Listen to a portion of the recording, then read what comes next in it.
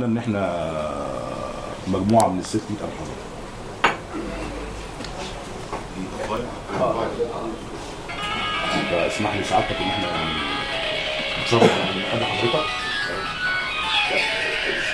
اسمح لي سياده الوزير في الجزئيه اللي بيتكلم فيها الاستاذ احمد، وهي احنا عايزين زي ما صفت الوزاره ان احنا ننطلق في الاقاليم، ننطلق في المحافظات. فالاستاذ احمد كان بيفكر وانا قعدت معاه ومع زملاء وبرضه مع الدكتور ان السيرك يبقى برضه ليه شعبه في اسكندريه. يعني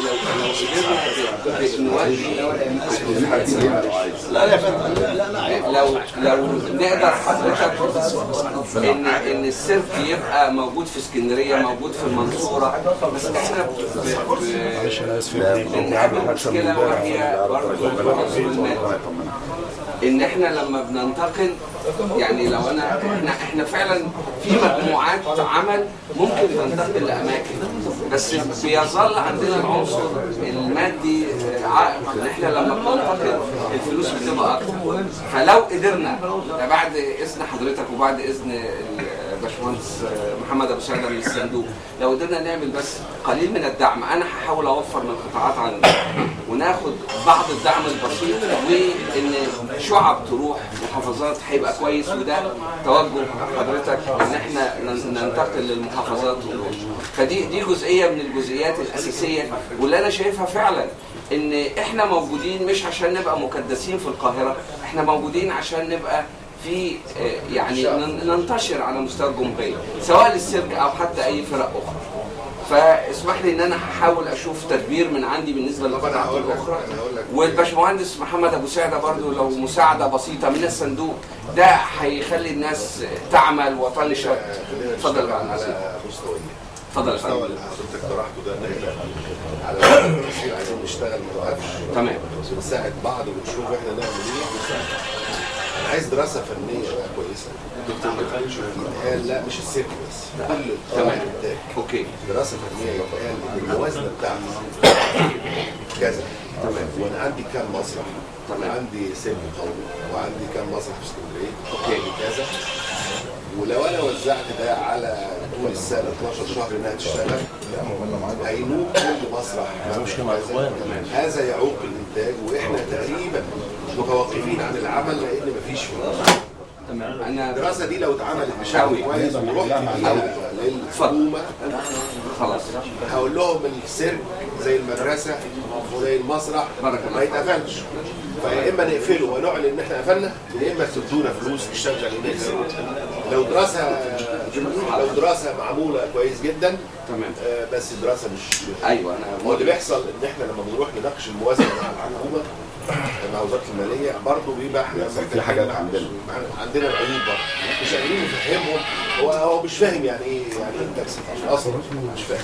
لكن لما تقول له والله انا عندي كام مسرح وعندي كام نشاط في السنه وعندي كذا وده بيكلف كذا والانتاج كذا وكذا وكذا وكذا، يا اما تدونا فلوس يا اما هنقول لكم ان احنا اعلنا كده ان احنا قافلين لان الدوله مش موفره لنا، رغم الظروف احنا مقدرين ظروف الدوله. فانا عايز دراسه بهذا الموضوع يتقال فيها ان احنا كانت الموازنه بتاعتنا كذا واحنا بنشتغل من السنه الماليه لغايه دلوقتي بقى لنا 4 شهور انجزنا كذا، لكن احنا في الفتره القادمه هنتوقف على العمل. احنا محتاجين فلوس. السيرك محتاج كذا والبيت الفني المسرح والفرق والشباب. اوكي. دراسه كامله في النهايه تلخص فيها والاحتياجات وتلخص الاحتياجات. قوي. يوضح فيها دي يا دكتور محمد، لان هو دايما بالنسبه للماليه لما بنناقش معاهم الباب الرابع عند حضرتك في هو ده اللي فيه المشكله. الباب الرابع ده اصلا فيه الاجر اليومي وفيه المكافآت وفيه الانتاج، فالاثنين مع بعض هو بالنسبه له شايف ان هو ده كده الانتاج. يعني هو بالنسبه له تصور مظبوط. فاحنا لازم بس نعمل جدول نبين فيه العماله اللي موجوده بتستهلك ايه في الشهر، اجماليها كام، يبقى فاضل ده خلاص عشان نبقى عارفين. ودي ان شاء الله تبقى عند حضرتك. الامر الاخر اتفضل. السيرك السيرك بيشتغل فيه اعمار مختلفه، مش كده؟ فيهم ناس صغيرين ولاد صغيرين وفي شباب وفي كذا، فلازم يتعمل دراسه جيده علشان اولا لازم يتامن عليهم. لازم الدوله تتحمل التامين عليه. وبعدين اللي بيشتغل نظام عمل نظير اجر يتوضح، واللي عمل بيشتغل بعقوده يوضح، لان ده طبيعه عمل فيها مخاطر. ايوه بالظبط. فلازم الدوله تقول لهم الناس دول وضعهم كذا كذا كذا، فلازم يحلوا مشاكل. اللي بيشتغل بعقد نطلب تحويله الى، واللي بيشتغل بيوميا نحاول، بس هنواجه مشكله قانونيه اللي هي مشكله الولاد الصغيرين اللي هم العماله الصغيره، لان في قانون يصرف لهم موصف لهم انتقالات. قانون حمايه الطفل ده في العالم كله مش هو سعادتك ما بيتعاملوش على ان هو ده عمل، ده زي نادي، بتبقى نوع من انواع التدريبات الرياضيه ليهم. بس انا عايز احميه عشان التامين هو في فكره عايز اضمن له تدريب كويس، وعايز اضمن له انك تديله بوكس مالي كويس، وعايز اضمن لان انت بتاهله في النهايه. ومش كله عمال عشوائيه، مش في ناس بتعرفوا ان هو هيبقى طبعا لازم ااهله نفسيا وصحيا ان هو ممكن يبقى انسان كويس من ضمن الفريق. فدول لازم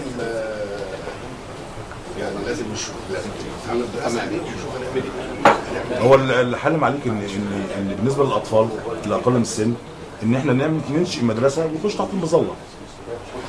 يعني ننشئ مدرسه ونخش تحت المظله. بس عايز النظام لازم احنا جوه عندنا لازم يبقى في دراسه، واحنا بنعمل هيكل. عشان كده طالب اعاده هيكله للقطاعات كلها. تمام. ان احنا بنعمل مدرسه تدريبيه للصغار للصبيه. تمام. كذا، وهيدخلوا تحت معنى المدرسه، وهو تحت المدرسه احنا بنديله احنا قانون عشان ما يتقالش ان احنا بنشغل الاطفال وهيتامن عليهم. هي تخش تحت. وبعدين فكره ان يبقى في مدرسه او مركز تدريب، بلاش مدرسه ممكن يبقى مركز تدريب. مركز تدريب يديك فرصه ان انت مركز تدريب ده محتاج مكان، ومركز تدريب ده محتاج لائحه. تمام. علشان يبقى شغلنا كله في اطار قانوني. وهيشغل كتير من الناس.